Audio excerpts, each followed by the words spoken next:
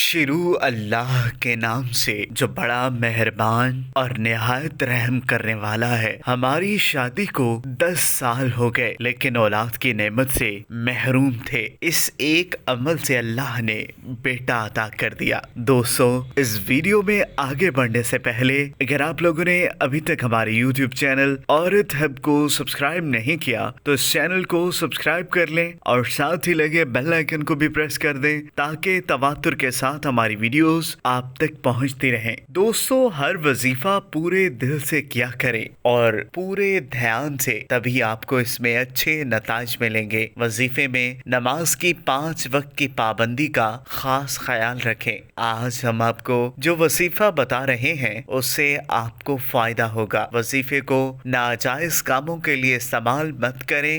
غلط مقاصد کے لیے استعمال کریں گے تو اس غلط نتائج کے ذمہ دار آپ خود ہوں گے۔ وظیفے کے لیے نماز کی پابندی لازم ہوتی ہے۔ اگر آپ 5 وقت کی نماز ادا نہیں کریں گے تو وظیفہ کرنے کا کچھ اثر نہیں ہوگا۔ اگر کوئی شخص اولاد سے محروم ہو تو سورہ کوثر کو باوضو 500 بار روزانہ پڑھا کرے اور پابندی کے ساتھ یہ عمل مکمل 3 ماہ تک کرے۔ انشاءاللہ صاحب اولاد ہو جائے گا۔ اگر 1000 بار اول و آخر درود شریف 11 بار پڑھا کرے اس نیت سے کہ حضور صلی اللہ علیہ وآلہ وسلم کی زیارت نصیب ہو تو انشاءاللہ زیارت فیض بشارت سے کامیاب ہوگا۔ نزول 12 رحمت کے وقت 100 بار پڑھیں، جو دعا مانگیں گے قبول ہوگی۔ اگر کسی دشمن نے گھر میں جادو دفن کر دیا ہو تو اس صورت کا ورد کرنے سے